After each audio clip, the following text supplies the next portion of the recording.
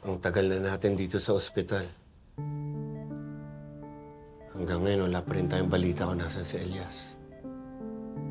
Sana pagising ni Nay Alma, may balita na tayo kung buhay pa ba siya. Sino pa kaya nung nasaan? Kasi nagtanong-tanong ako dito sa mga staff ng ospital. Wala daw dito si Nimpa eh. Ate Pretty, si Nanay Alma gumalaw. Nay? Nay! Kamusta ka?